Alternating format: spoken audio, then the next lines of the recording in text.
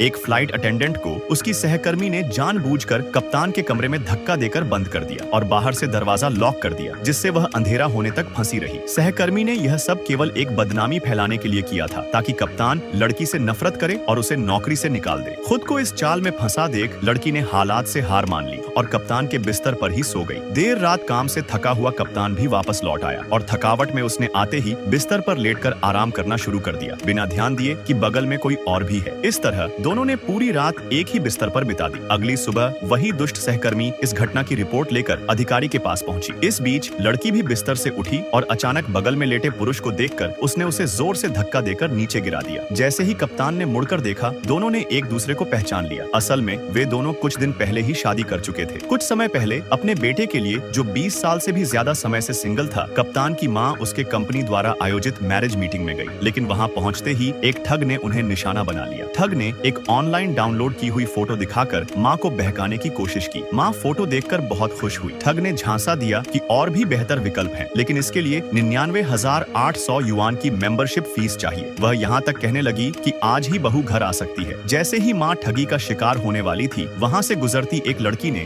फौरन उनका फोन छीना और सबूत पेश कर दिए। ठग ने झूठ बोलते हुए कहा कि बदनाम करने पर जेल हो सकती है, लेकिन लड़की ने शांति से जवाब दिया कि उसने पहले ही पुलिस बुला ली है। यह सुनकर ठग निराश होकर भाग गई। लड़की की ईमानदारी और साहस ने कप्तान की माँ को बहुत प्रभावित किया। तभी वहाँ हलचल मच गई, क्योंकि वह कप्तान लौट आया था जिसने एक बार विमान दुर्घटना में 100 से ज्यादा लोगों की जान बचाई थी। उस हादसे की याद लड़की को भी आ गई, क्योंकि वह भी उसी विमान में थी। कप्तान, जिसे भीड़ घेर रही थी, असल में उसी आंटी का बेटा था। बाद में माँ ने अपने बेटे को फोन कर कहा कि जल्दी से साधारण कपड़े पहन कर आ जाए, क्योंकि वह चाहती थी कि लड़की को लड़का पसंद आए। लड़की वहाँ से जाने ही वाली थी कि माँ ने अचानक बीमार होने का नाटक किया। दयालु लड़की माँ की मदद के लिए रुक गई। जल्द ही कप्तान सिक्योरिटी गार्ड की वर्दी में वहाँ पहुँचा। माँ ने शिकायत करते हुए कहा कि वह अंतिम समय पर है और उसकी आखिरी इच्छा है कि उसका बेटा शादी कर ले। फिर उसने लड़की से पूछा कि क्या वह उसके बेटे से शादी करेगी। लड़की ने सामने खड़े युवक को देखा और आंटी को जल्दी अस्पताल पहुँचाने के लिए तुरंत हाँ कर दी। लेकिन कार में बैठने के बाद माँ अस्पताल नहीं, बल्कि सीधे सिविल अफेयर्स ब्यूरो ले गई। इस तरह दोनों ने एक दूसरे से शादी कर ली और विवाह प्रमाण पत्र भी हासिल कर लिया।